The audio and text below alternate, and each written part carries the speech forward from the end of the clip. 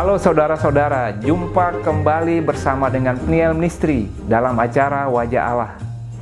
Kita masih ada dalam kisah-kisah Natal yang menginspirasi, memotivasi, dan mendorong kita untuk ada merayakan Natal Kristus dalam sukacita bersama dengan orang-orang yang kita kasihi dan kita cintai, dan dalam sukacita dengan siapa saja yang kita jumpai dalam kehidupan ini.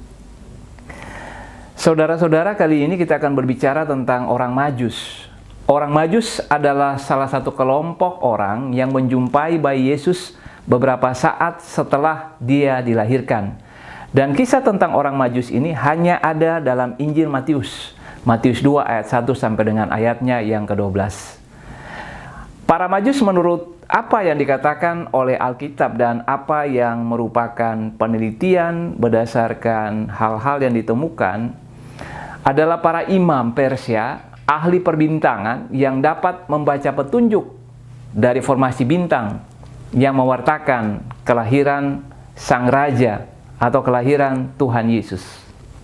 Berbicara tentang petunjuk lewat bintang, maka seorang astrolog bernama Michael Molnar, penulis buku The Star of Bethlehem, The Legacy of Magi, menyebut bintang timur atau bintang Bethlehem sebagai planet Jupiter. Ia mendasarkan hal ini pada catatan sejarah ahli sastra agama Kristen yang menyatakan pada tahun 4 dan 3 sebelum Masehi telah terjadi konjungsi. Konjungsi ini lintasan bintang dalam gugusan yang sama antara Jupiter dan Venus. Dan mengatakan bahwa seseorang yang lahir pada saat konjungsi Jupiter dipercaya sebagai orang yang memiliki sifat ilahi, abadi, kata astrolog Romawi Kristen Julius Maternus. Bahkan dalam sastra Yudaisme, situasi alam yang demikian menjadi penanda dari kehebatan seorang pemimpin. Pemimpin masa depan yang lahir. Jadi yang mau dikatakan di sini bahwa bintang timur yang menjadi tanda kelahiran Tuhan Yesus yang diikuti oleh para Majus yang menunjukkan Bethlehem sebagai tempat kelahiran Tuhan Yesus adalah merupakan tanda daripada kekuatan dan kuasa Allah, keagungan Allah itu sendiri yang menandakan tentang perbuatannya yang luar biasa. Saudara-saudari, kita lanjut kepada orang Majus. Dalam tradisi Gereja Katolik Timur atau Ortodoks disebutkan jumlah mereka 12 orang. Ini masuk akal karena perjalanan yang jauh dan berbahaya serta berisiko pada saat ini membutuhkan rombongan yang besar untuk saling melindungi. Tetapi dalam tradisi Gereja Katolik Barat atau Gereja Katolik Roma menyebutkan bahwa para Majus berjumlah 3 orang. Alkitab mencatat 3 orang ini sesuai dengan 3 persembahan yang mereka bawa: emas, mur, dan kemenyaan. Maksudnya mereka mengatakan bahwa ada 3 orang berdasarkan 3 persembahan yang tercatat dalam Alkitab. Akan tetapi dalam penelitian lebih lanjut ditemukan bahwa dalam lukisan orang-orang Kristen perdana di Roma, di dekat makam Rasul Petrus digambarkan ada 2 orang Majus. Sementara dekat makam Domitilia ada 4 orang Majus. Gereja Katolik Barat kemudian memberi nama pada ketiga orang Majus yang ini Gaspar, Melkior, dan Baltasar. Nah, dalam kisah Natal kali ini kita akan mendengarkan kisah tentang orang Majus yang keempat. Kenapa sampai dia tidak sempat datang memberikan persembahannya sehingga tercatat hanya 3 persembahan, emas, mur, dan kemenyaan. Dalam buku klasik karangan Henry van Dyke, The Other Wise Man, orang Majus keempat bernama Artaban. Artaban sebenarnya berencana bergabung dengan ketiga temannya di Babylon untuk pergi melakukan perjalanan mengikuti bintang, mencari sang raja yang baru lahir. Dia mempersiapkan 3 perhiasan untuk dipersembahkan sebagai hadiah bagi sang raja yang baru lahir, yaitu Yesus Kristus. Tapi sebelum dia tiba di Babylon, Artaban menemukan seorang Ibrani yang miskin, yang menderita demam, terlantar di jalanan. Pada saat dia menemukan orang miskin yang menderita demam itu, dia menjadi bimbang. Dia bimbang dengan keinginan dia untuk bersama-sama dengan 3 orang temannya pergi menemui sang raja yang baru lahir, ataukah dia menolong orang yang tengah sekarat, mengalami demam, dan kemudian terlantar. Akhirnya dia memutuskan untuk tinggal merawat lelaki yang sekarat itu. Dia merawat laki-laki itu selama berjam-jam.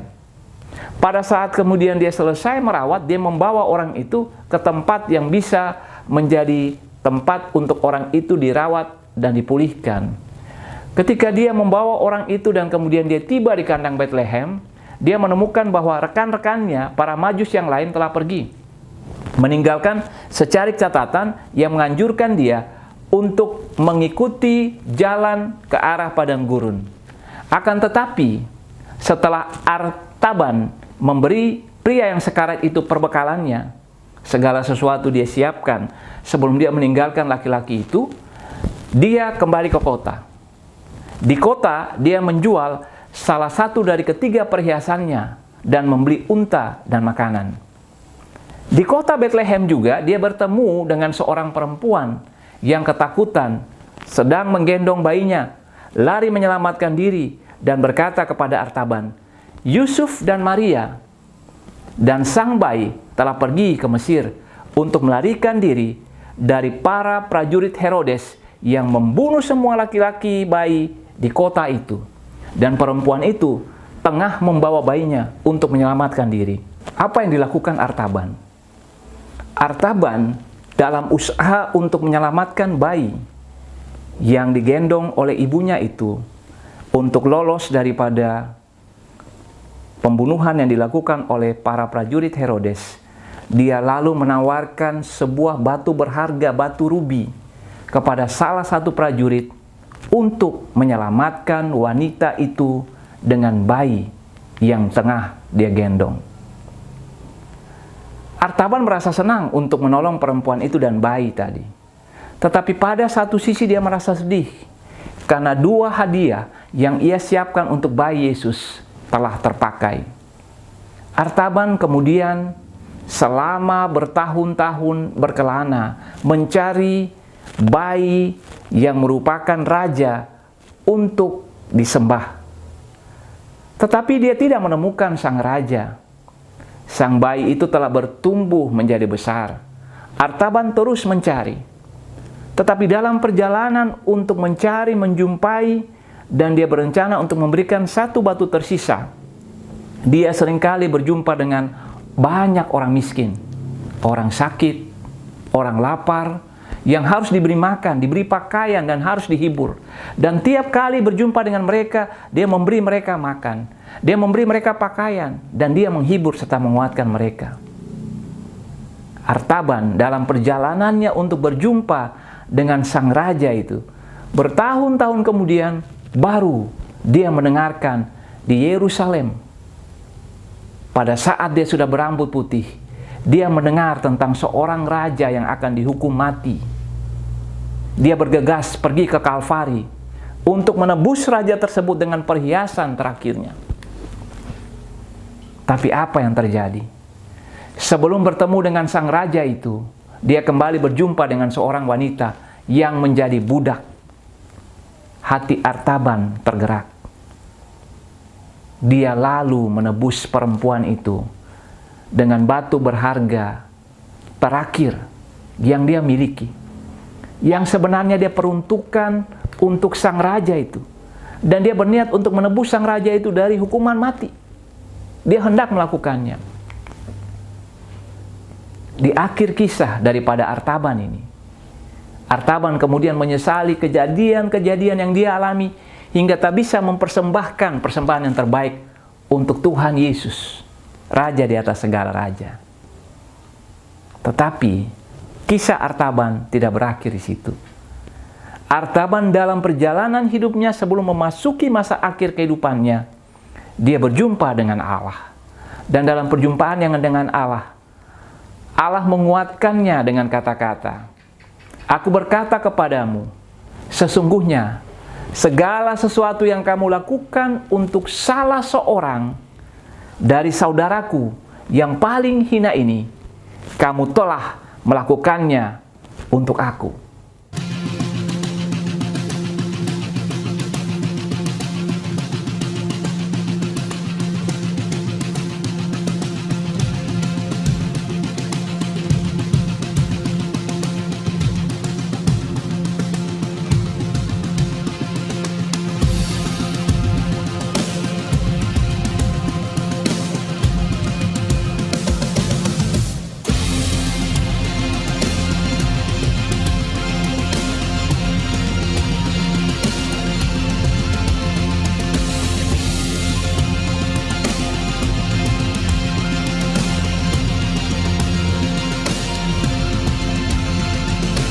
Come, they told me, param pam pam pam,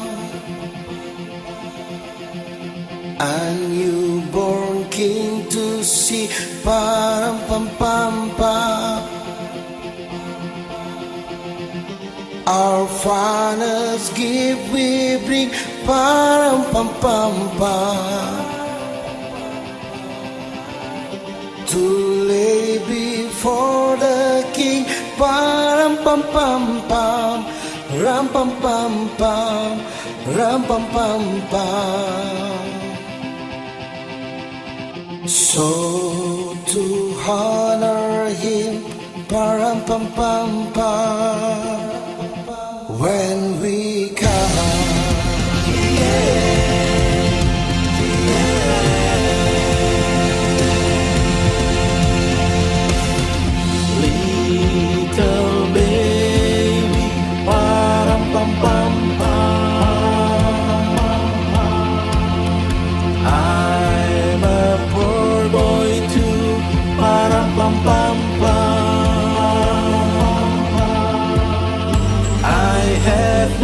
Gift to bring, param pam pam pam. That's fit to give our king, param pam pam pam, ram pam pam pam, ram pam pam pam. Shall I play for you, param pam pam pam, me and my drum.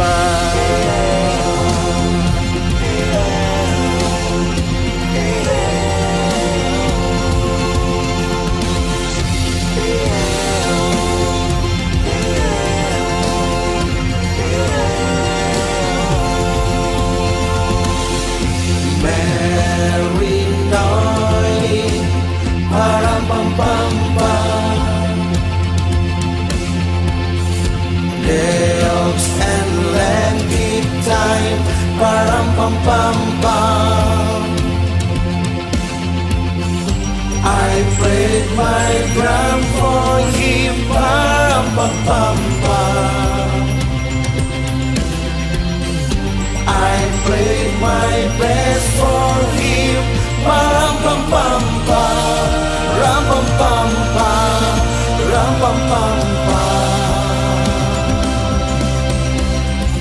Then he smiled at me, param pam pam pam, me and my drum.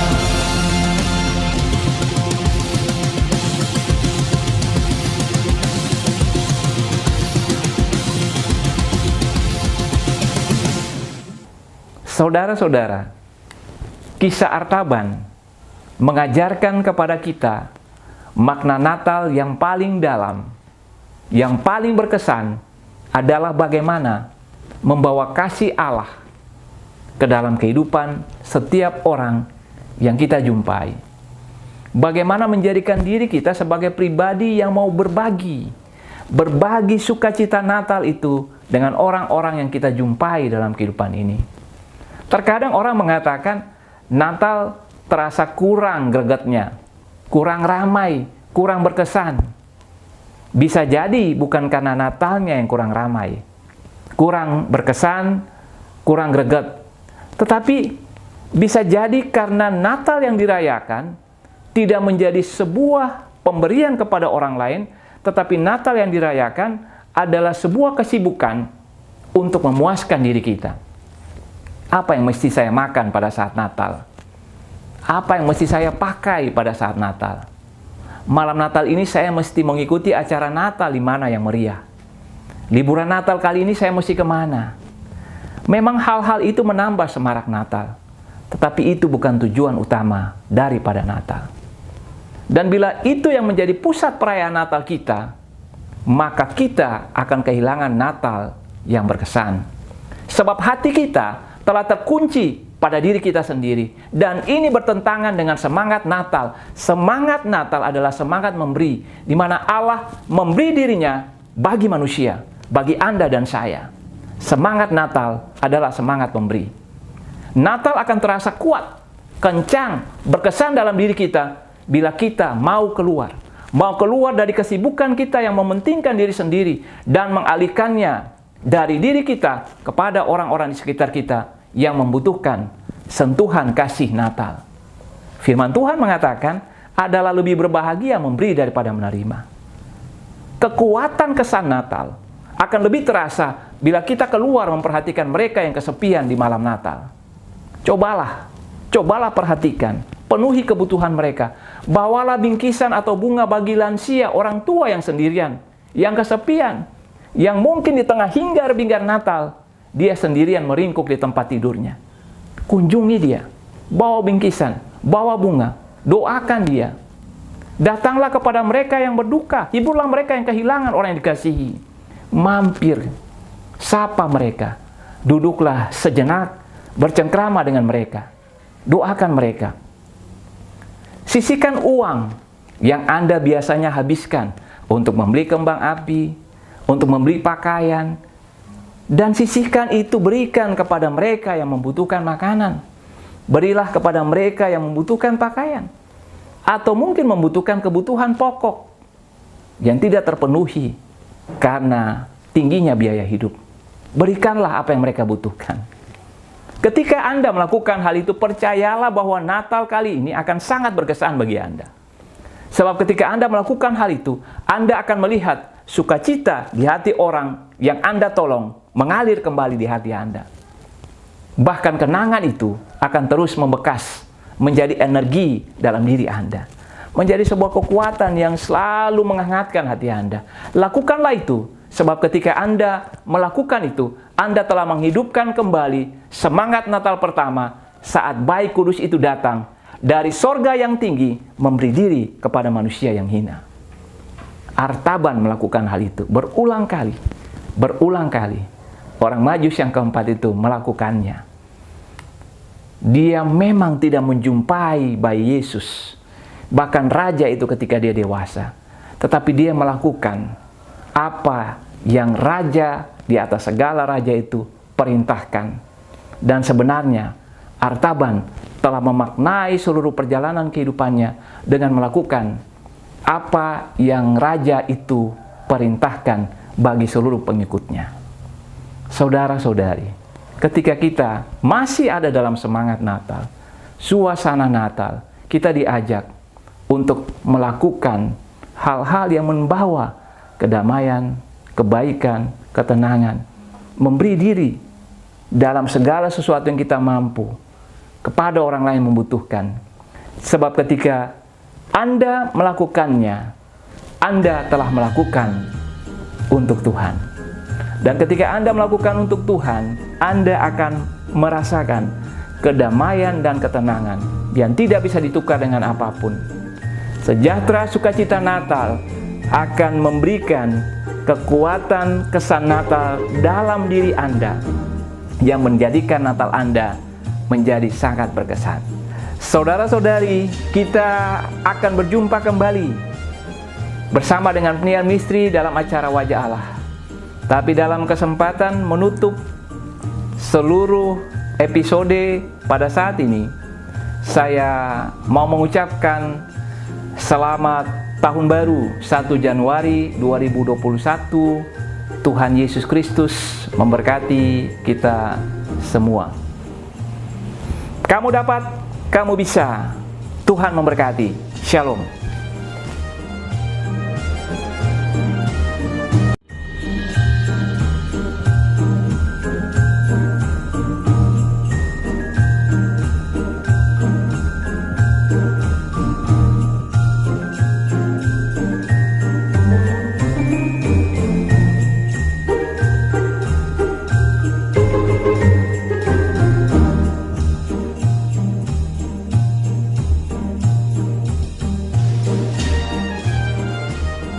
Kemudian Ministry.